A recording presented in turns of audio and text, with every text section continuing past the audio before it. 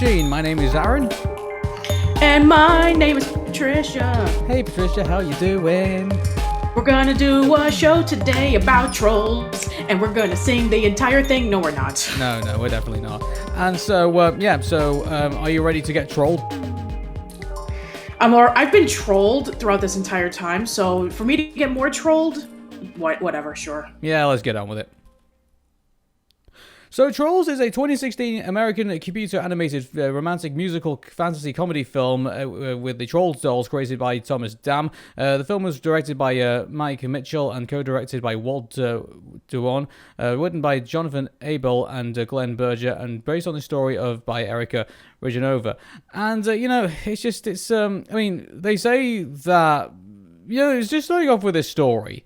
You can definitely tell, from all the promotion and everything let me say this. This movie was heavily promoted when... yes, it was. There was... you turn on the TV and there was adverts on that. You go on YouTube and there was adverts for it on YouTube. You go on... on the radio, they literally threw a massive advertising campaign behind this. And, you would think that the fact that Justin Timberlake is once again getting a starring role in this, you would have thought that would just been enough to bank on. You would have thought. Oh, yeah, for sure. And, Justin Timberlake hasn't been in a DreamWorks film since Shrek the Third as Arthur. And, you had also a lot of people, too. Like, you had Anna Kendrick, who was just starting to get popular with... the Twilight movies, as well as the trilogy, the classic a cappella trilogy, known as what was it called? I can't remember. What was it? Yeah, I can't remember what it's called either, but Pitch Perfect, that's what it was called, Pitch Perfect. Yeah. Okay, so so she was also known for Pitch Perfect as well, and, we also had Gwen Stefani, Russell Brand, Zooey Deschanel. So, yeah, we had, like, an all-star cast in this movie, and I guess we cannot talk about Trolls without talking about two films that came out a few years prior. The Lego Movie and Strange Magic. Now, the Lego Movie was the big unexpected hit, the movie that everybody pretty much just dismissed because, it's a movie about toys, more specifically about Legos. This is never going to work out. But as I mentioned many times before about the geniuses that that are the people behind this movie, the same people who were involved with Claudia with a Chance of Meatballs, 21 Jump Street, and the Oscar-winning film Spider-Man Enter the Spider-Verse. They know how to take a concept that sounds like the most stupidest idea ever and turn it into gold. And they did that with the Lego Movie. Nobody expected this movie to be a hit, and it was. And ever since then, every single animated film tried to cash in on the popularity of the Lego Movie, in which, hey, let's have a movie that is based on toys and have a whole bunch of songs and pop culture references. Yeah, then when you say that it kind of kicked off like this, the kind of this subgenre of like animated comedy musicals. Like it kind of felt like every film now needs to be like the kind of this hit musical number. Like we at one point during DreamMachine, I mistakenly thought that somewhere down the line we were going to be reviewing The Lorax, which I forgot was an Illumination Studios film. And you could tell even The Lorax and a few other movies tried to cash in on this idea of the Lego Movie of being just like this massive musical spectacular, like back in the day. And don't get me wrong, there have been some really great musical spectaculars, that was like, back before, back in that time when, that was the norm, back in that time, you had like West Side Story, or like, some of the other great ones that we know and love. Maybe The Wizard of Oz could even be counted as that one as well. Like, that had a wonder, the very original ones, I think that everyone seems to remember. But, then all of a sudden the Lego Movie happened, which, gave us a big surprise. And then every single, like even Mamma Mia, which it obviously was, that was at its core, because obviously it was based off the ABBA albums, and the Broadway musical. And the Broadway musical as well. But the Lego Movie kicked all this off, pretty much. And what we're talking about today is, once again, another... another cast off of that, another reaction to it. Oh yeah, for sure. And the second movie I was going to bring up was Strange Magic. Now, Strange Magic, for those who don't remember, and I don't blame you if you don't remember, was this was George Lucas's first film that he ever was involved in after he sold off Star Wars to Disney. He decided that he wanted to do very similar to how Star Wars attracted to boys. He wanted to make a movie that was attracted to girls, more specifically his daughters. So, Strange Magic was a jukebox musical about these warring fairies and creatures, and they basically just sang a whole bunch of songs that you would hear on the radio. And that came out a year prior to Trolls. But that movie didn't turn out as well as they thought it was, and it became pretty much like a box office failure. And even still to this day, nobody seems to remember it other than just, using it as a punchline for George Lucas saying, oh, the only thing he could do is Star Wars that makes him successful. But that also came out in the coattails of, hey, the Lego movie did very well. Let's see if we could try to cash in on the popularity. And, we would have Sing, the Emoji Movie, and a whole bunch of others. So even still to this day, we're still, with the whole coattails of the Lego movie with, they even have like the sequels to the Lego movie, like the Lego Batman movie, the Lego Ninjago movie, and the second Lego movie that just came out recently. Yeah. So, I mean, even before all this, I mean, obviously there was the Troll Dolls. I mean, yes. way back in the day. Yeah. Mm-hmm. And so I guess maybe this was an opportunity to try and kick back off that fad that happened. And, like Troll Dolls, I mean, for me, they were there. I mean, obviously, me and my siblings, we all had Troll Dolls, pretty much. Like, it was a thing that was there. And, because, the fluffy hair and, like, the face and, the plastic things and that you can, like, customize them and things like that. There was a lot of possibilities of the Troll Dolls. So they were there wedged in between, Mighty Max and Polly Pocket, pretty much. And so, like, yeah. they were there. But, in regards to, but here's the thing, like, they were there, but they died out pretty quickly. Kind of the same way that Pogs died out pretty quickly. Like, yeah, and also there was like a lot of toys that try to cash in on the popularity of, hey, they look really cute. Like I remember Furbies being a huge thing, and like you were saying before, Polly Pocket, and there was Mighty Max, and there was just all these like little fluffy animals that try to look really cute, but in reality, they're just there to sell toys or to promote some sort of big cartoon. So yeah, Trolls kind of died out pretty quickly when we had other toys and other merchandise to kind of keep us going. But yeah, oh my goodness. I remember back in the day when they did the Super Trolls pilot. And they put it on there onto TV and to see if it would actually catch an audience, and it didn't. And it was such a daft project. Basically, it was a superhero team of trolls. That's basically all it was. And so that was a cartoon that existed back in the day. I've not seen it since, but I just remember watching it as a child, and I just thought, this is shit. Why on earth would you put this on television? So yeah, it's ridiculous. So yeah, okay, so I want to do a bit of a correction from the last episode of Dream Machine. So even though around this time it was true that Jeffrey Katzenberg did leave DreamWorks to pursue in other things because of the huge disappointments of the previous movies that came out, with the exception of How to Train Your Dragon 2, and that the distribution of all the DreamWorks films was moved over from 20th Century Fox to Universal. This was a film that was distributed by 20th Century Fox before they would go over. So it wasn't How to Train Your Dragon. It wasn't the previous movie we talked about. I'm sorry, that was the last one that was distributed by 20th Century Fox. There were a few more right before it made that big jump. Yeah. So, going into the story, I mean, good grief, like, this feels so borrowed from all other movies.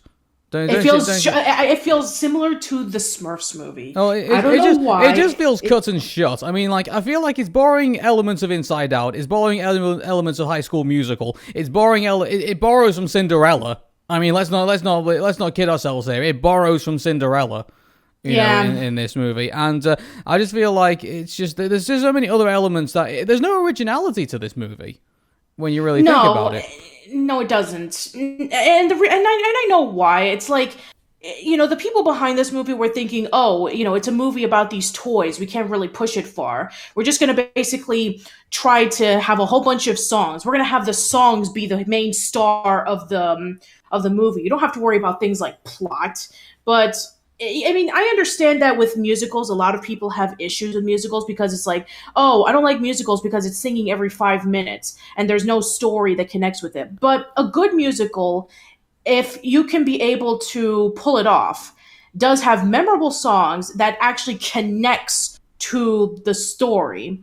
Like some of the best, even like the songs aren't even all that original when you really think about it. There's probably like maybe one original song in that whole movie. yeah, I think, and Can't Stop the Feeling. That's the original song that's in this movie. no, that's no, Can't Stop the Feeling was from whatchamacallit. Not the Can't Stop the that's Feeling right. movie. Yeah, No, you're right. the one I'm where I'm the sorry. one where she's singing about how no one can stop her, and then finally Oh, she that's gets stopped. the one. Yeah. Yeah, okay, that one. Yeah, so "Can't Stop the Feeling" is actually a borrowed song. There's also music from the Gorillas. There's music from Junior Senior. The fact that they butchered Junior Senior, like, oh my goodness, like that just that is my. If they ever do covers, like if anyone ever does any covers and they're like particularly terrible and don't show up to like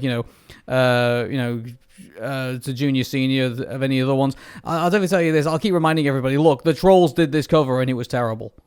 It was just so. Yeah, it was. So for me, like, there's no original material. I think in this movie, and at least with the Lego movie, at least everything is awesome. At least was an original song. And, Yeah, it was an original song. yeah, at least with other movies that have toy aspects in them. Like, at least they had somewhat of originality. Toy Story even had originality, even though it used, Mattel and, Play School products. Like, I mean, if you think about it, like, the fact that there are other ideas out there that Trolls could have borrowed from, and instead it borrowed probably, like, from, the worst common denominator, I think, from this. And so, like, in regards to, like, so the story basically is that there's these little trolls that, and they're basically subservient to the Bergens, who get eaten every year, once a year. And so they're sick and tired of it now, and so they make their escape. And they throw in a little, nod to the original 1980s Trolls by obviously putting little figures in there. So there was that nod there, and which was, I guess, somewhat amusing. And then, so the king gets them all out, and then they're out there, and they're having like these huge parties and things like that, and but then there's one troll called Branch who warns them that they shouldn't be doing that, and that's so they're going to be drawing attention to themselves, and eventually they're going to get found. And so they have this big party anyway, draw attention to themselves, and eventually they're going to be found. And but even then, I mean, we'll get into the characters in a bit, but for me, like, it just feels a bit, I don't know, it just doesn't feel like my kind of movie when you really think about it. Like, it's so bright and it's so colorful, it's just so sickly. When you look at it, it just leaves a big bad taste in your mouth of like just massive amounts of sweetness. Like, it's like and you have to have a balance with it too, because if you have something that is too dark and grim, then it can put a somber mood on you. It won't make you feel good watching it. But if you have a movie that's too bright and colorful and just so happy and giggly, like if you're in a My Little Pony cartoon, I'm talking about the original, not the Friendship is Magic. If you feel like it's that, then yeah, it's gonna make you feel like it's just pandering to you in the worst way. There has to be a nice balance, and if you are gonna do that, then try to make it fit within the story. The troll clan should have looked like it was somewhat balanced. And, like, it should have made it look like, hey, Branch maybe has to learn that maybe he can't just be miserable all the time, and he has to, he has to lighten up sometimes. I would appreciate it if this was a story partly about a co-protagonist who is overcoming his flaws, if you will, because he's been haunted by something in his past. I guess you could say, Batman went down that story arc. He was a great, version of that. But, I mean, Branch in this, like, you can kind of, you end up not really finding his flaws. You end up kind of sympathizing with his flaws a little bit, really, when you think about it. And yeah, I get there's the emotional thing with his grandmother and stuff like that. But, I just feel like there's no reason for him to somewhat change because what he's up against in regards to characters like Poppy and who are trying to, make his character evolve, they're not really that inspirational. To get any further. And I feel like I know that this is supposed to be cashing in on the popularity of the Lego movie, but what made the Lego movie work so well is that, yes, on the surface, it does look like it's about these toys, but there was a huge story that was around it, and there was this great life lesson about. I'm sorry if I'm going to spoil the plot twist, so just, bear with me. But the plot twist was that the Lego movie, the setting of the Lego movie was actually built by a father, like a human guy, where, we see him building this huge city, and he doesn't want anybody to touch it. And so when he sees his son interacting with it, and then he starts, building up this relationship with his dad. And then there was the other story about, fulfilling your destiny and all that stuff. So there was like an underlying story, under the surface of all these toys. But it seems like they're just focusing on the toy aspect and they're focusing on the music aspect, and then the plot is completely last. And character development, well, in regards to the story, the thing with the Lego movie is like it's a way out of this. The Lego movie is way out of way above leagues of trolls, pretty much. The problem with trolls is that it's okay to have like a simple story. I'm not saying that it should go out all complex. Kind of the same way that the Lego movie did. The Lego movie was an astounding surprise. We've got to keep this in mind, everyone. But, the way that they should have told the story between Poppy and Branch, they should have at least... It just feels like, Poppy is, like, way up too high, and Branch is way too low. And it kind of feels like there's just no way for them to kind of, like... I'm really surprised they still end up as kind of, like, friends or, like, colleagues in this movie, or just kind of, like, acquaintances in this. Like, I could have seen easily them just, one going off the other way, and, I guess that's one plus, for this movie. At least they didn't do the whole thing of, like, Branch and Poppy have a fallout, and they're all gonna get sad, and then eventually, Branch is gonna realize he should have been such a dick to Poppy, and then he's gonna go back. I'm really glad they didn't do that thing. At least that's one positive we can say out of this movie. They didn't do that. They're kind of like a together unit throughout this whole endeavor. But, if they were going to tell the story of Poppy and Branch between the same way that they told the story between, I forgot the two name of the characters already of the Lego movie, but the two protagonists of the Lego movie, if they were going to do that, they should have just done that, but just in reverse, where, it's, Poppy, sympathizing with Branch on a level, but saying he can't be miserable all the time, and somewhere down the line he's gonna have to, brighten up a little bit, and go in that direction. Like, dare I say maybe Inside Out probably told. Inside Out definitely told this. Actually, that's a good example. It's Inside Out from Disney Pixar. They told this story way better than Trolls did. Between sadness and joy. For sure, because, both of them were like the complete opposites towards one another. And it was like one over the other. There was like no balance. But at the same time, they were able to compensate for that with the sense of, Joy having to feel responsible for controlling Riley, and and Sadness feeling completely useless. And then eventually she starts understanding that people do need sadness in their lives so that they can be able to appreciate the happiness that they have. So at first it does seem like it's the complete opposite, that, we shouldn't need sadness because sadness ruins everything, and joy is the one that brings peace to our lives. But no, we do need sadness. And you know what? I'm going to go back to Strange Magic again, because they did the exact same thing in a sense, in which you had this princess who was like, very tough and very like pretty, and then you have this really bad guy who's just bad for the sake, and then they both started falling in love. And I mean, the one thing I have to give Trolls is that they didn't really try to force in a love interest kind of plot. Here's the thing about this. I don't think they even made a decision in the story building process whether they're actually going to be a couple or not.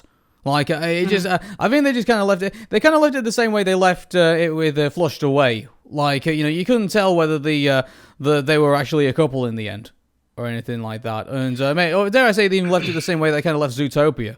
Like, you don't know whether, if you think Hops and Judy Hopps and Nick are actually a couple or not.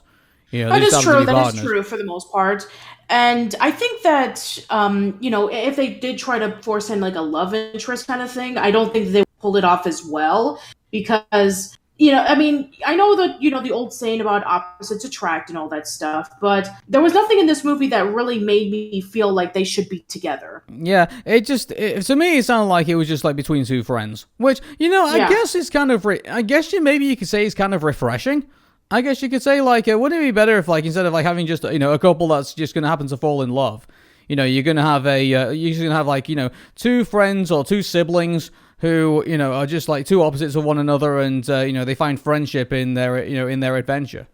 And just, Yeah, no, it's no, similar to Finding Nemo. yeah, like there's couples out there who you obviously ship. I mean, obviously they're set there from the get go. Like Miraculous Ladybug and Cat Noir, and Linguini and Colette, and Arnold and Helga, and various other ships out there who are destined going to be together. These two characters are more, I would consider more friends than I would ever consider them a couple. So Yeah, I guess for sure. I guess the romance is left to our our Bergen couple of the Scullery Maid and the King, and the Cinderella story that we get in that. And the storytelling that they tell in regards to like how to find happiness, like the idea of that the Bergens find happiness is that they eat the trolls, and that somehow Yeah. makes them happy. But they don't really And show. I'm actually curious. I mean, like, how in a sense would that make them happy? When they eat the trolls, do they get like some sort of high? Like, if you eat something, you get like this huge rush of like fabricated happiness. Is that how I it can works? understand why they probably didn't go in that direction, because it kind of like look like they're promoting drug use. I guess you could say Kind of like in Yoshi's story, in which they need the happy treat so they can stay happy. maybe. And they- Yeah, I guess I could see that conversation going down. Yeah, it's one of those movies once again where you can actually kind of see what's going on in the boardroom of the story of like the writers saying, okay, how are we going to put this movie together? But how are we going to keep it as clean as possible, as advertisable as possible? You can kind of see like the executive kind of like poking his finger and saying, look, we're not going to show them showing what happens when they eat the trolls, because that we feel that might actually promote drug use, and we want to make sure that 1 million moms doesn't get offended.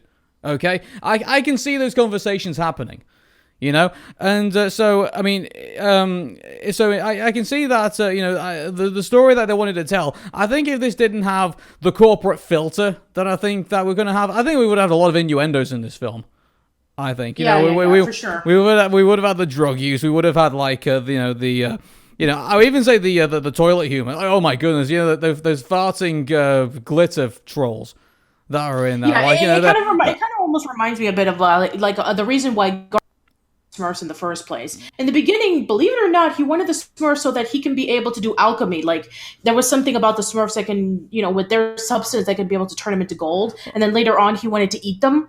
And yeah, because in different versions of the Smurfs, and there was the cartoons, there's the movies interpretation of it, there's the cartoons interpretation of it, and then there's the comic books interpretation of it. So the Smurfs never really had like a fixed, why did Gargamel want to eat the Smurfs, or why did Gargamel want the Smurfs, so it kind of differed the way that that happened. But in regards to the trolls, like why eating the trolls makes them happy is never explained and never shown. And so it's just kind of left there for like kind of like mystery purposes.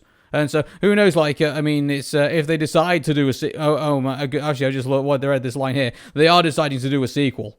Yes, they are. Yeah. So maybe this will probably explain more about why they ate the trolls. Maybe the origins of it. I don't know. That'd be interesting, and also, once again, we need to bring this up. Just like pretty much every single DreamWorks film, eventually they would have an animated series, and Trolls does in fact have an animated series. Okay. Well, I really hope we have to watch the animated series to actually understand what happens in this movie. If we ever decide to do Dream Machine for this episode. So sorry for this next movie, but anyway, sticking with this movie. Your thoughts on the Bergens? Because we haven't actually had a proper talk about them yet, really. So. I mean, I guess I don't really have much to say about the Bergens in terms of they're just evil and such like that. But I don't know. I just found it to be like okay, whatever. I didn't really care. Yeah. So I mean, to me, they're just kind of like our generic villains, I guess you could say, until they are not villains. I mean, obviously the chef, villain is the villain.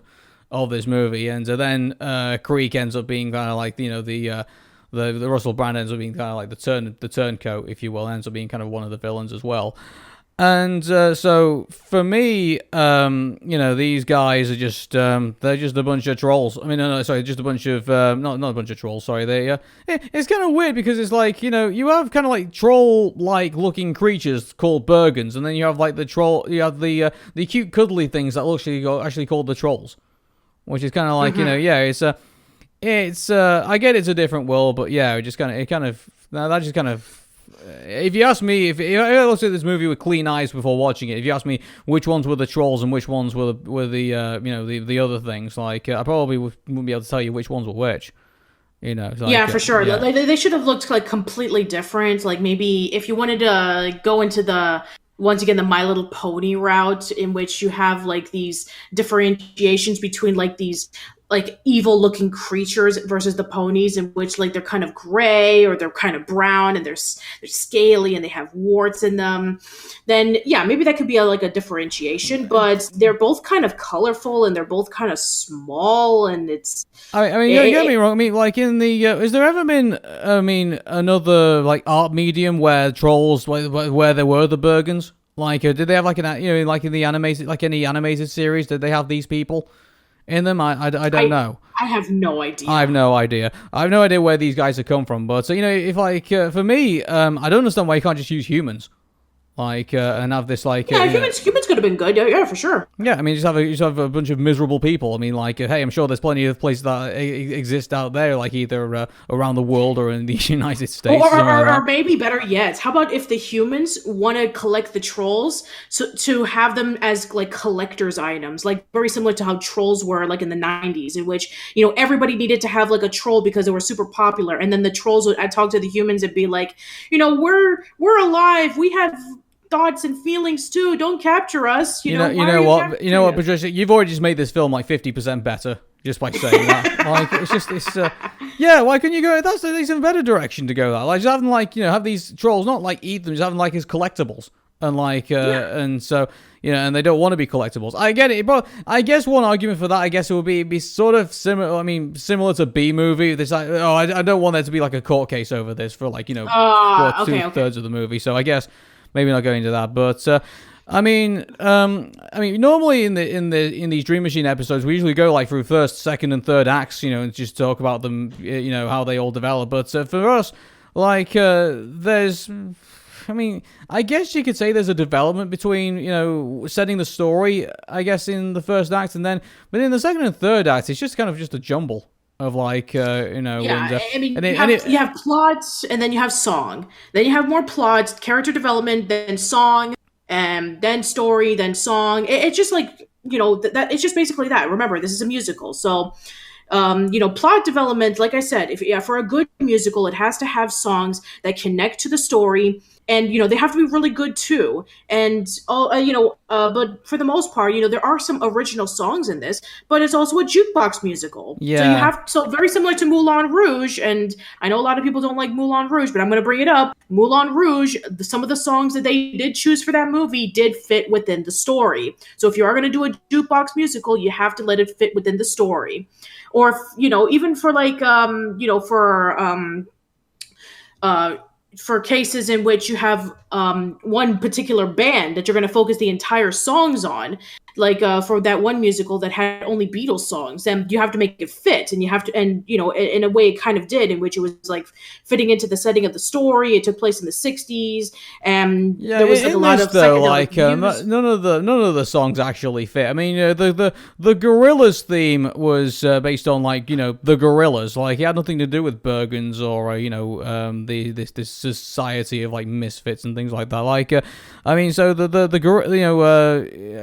the Gorillaz theme was just it just didn't fit for me at all. And then like again, I've already said my piece on Junior Senior, and then there's it just seems to be just kind of like these happy upbeat tunes.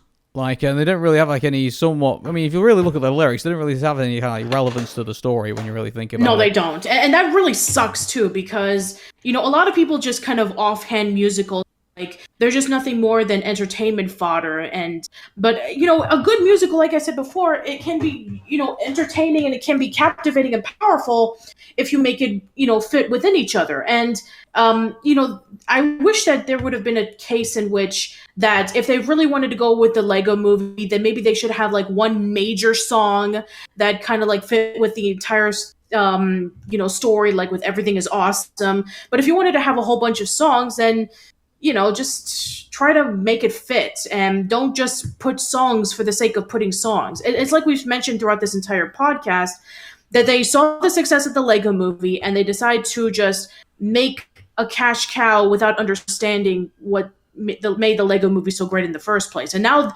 because of that, they're having a franchise on these Trolls. They have the animated series like we talked about, and they're going to be doing a sequel. So yeah, coming next year, we're going to have to talk about the sequel to Trolls, which is going to be exciting. Well, yeah.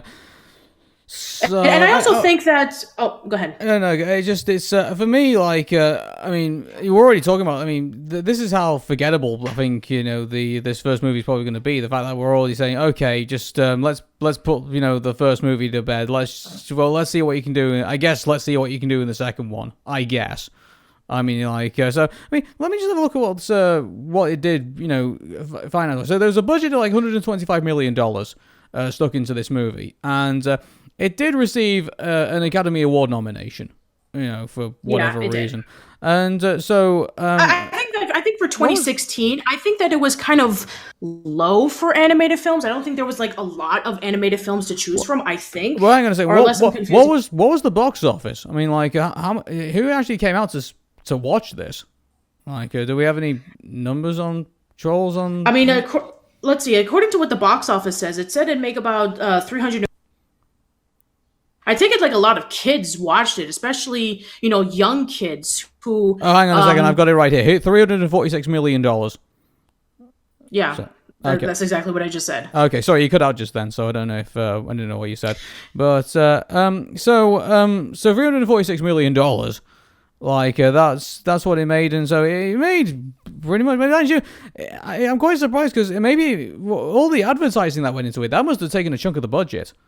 I would have thought. Oh yeah, for sure. Because like you mentioned before, like this thing, every commercials, there were posters, there was billboards. I remember even the toys were on sale in like Walmart and the toy stores and stuff like that. So yeah, they really wanted to push this movie, and I can understand why, because as mentioned over the previous episodes of Dream Machine, that with the exception of How to Train Your Dragon 2 and maybe Penguins in Madagascar, that most of the movies were not pulling in as much money. Like the previous years with the likes of Peabody and Sherman and Turbo and such, they were considered to be box office failures, even though that they made back their money. And this was when DreamWorks was pretty much at their lowest point. And then, with the eventual switch up to Universal with the distribution and Jeffrey Katzenberg leaving, I take it that they were desperate to get like something going to keep DreamWorks alive. And so they saw the popularity and success of the Lego movie, and they were like, this is their one ticket so they can be able to get themselves back up. So they decided, what toys haven't been taken so we can make movies out of them? Oh, Trolls. Those were popular in the 90s. Let's see if we can try to generate them for a new generation. Yeah. And so they decided. It just shows why this doesn't work, because I mean, there's plenty of intellectual properties out there you could make movies out of. I mean, we're gonna see. I mean, obviously we're seeing that right now with Sonic the Hedgehog. Unfortunately, not to the greatest degree. And also we're seeing that right now with. There's a massive handholding currently going on right now between Nintendo and Illumination Studios at the minute. So and they're making a sequel to the Angry Birds movie. Yeah, there is. And so I mean, in regards to all these properties that are out there that you could potentially make movies out of. I mean, I'm not saying there's not potential, but I think there needs to be a duty of care.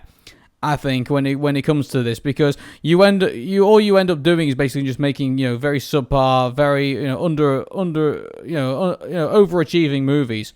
If you think, I think that's basically what I would consider Trolls at this point. I think it's. This movie alone, I think, in regards to story, in regards to the way it looks, in regards to how this movie is put together, I'm really surprised. I'm really surprised that we aren't talking about this movie the same way that we're talking about other terribly written movies. Really. Yeah, Right. and I'm looking up the list right now of like animated movies that came out in 2016, and it's a mixed bag.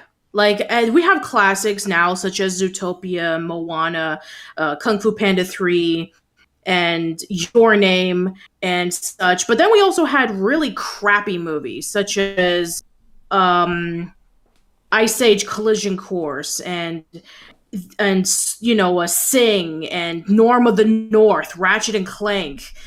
So we had all these movies that were coming out that were pulling in just as much big money as it was just saying like, why even bother? Oh, Yeah. and sparked a space tale, because of course we needed to have a stereotypical movie that had a Star Wars Ratchet and Clank feel, because we wanted more of that. So yeah, it was a mixed bag when it came to animated features. So I'm not surprised that Trolls was able to make that amount of money and get an Oscar nomination, like you said, because I mean, unless you were Disney, your chances of being Oscar nominated was like a shot in the dark. And I guess Trolls was like the one of the least awful. I mean, you had The Secret Life of Pets, which I haven't seen yet, but I hear it's like really cute for people who love animals. So yeah. Okay. So, that was Trolls, and as you probably tell, we probably didn't like it all that much, as probably most other people did. No. But, for those of you who know what? I'm just gonna mention one more thing. To that person who made the comment about, oh, with the exception of the sequels, it goes downhill from here. Yeah, I'm feeling it. I am feeling it so much. Well, here's the thing about this. We only got 3 movies left. So, after this. So, we got The Boss Baby. And we're not getting any better, for sure. Well, yeah. We got The Boss Baby. We got Captain Underpants, the first epic movie, and How to Train Your Dragon: The Hidden World. Now, this next 3 weeks are actually going to be very important, because we're going to be coming up towards the end of Dream Machine, at least for this series. And so we're going to be doing something very special for the last episode of the show. So for those of you who do not know, we, at the very end of PixMix, we did a top 5 best and a top 5 worst Pixar animated movies. And so we're going to do the same thing for Dream Machine. And so we're going to do a top 5 best and a top 5 worst. Now, this isn't just going to be me and Patricia rating these movies, because last time we tried to do this, we ended up actually bringing down the Pixar fans to help to do tiebreakers.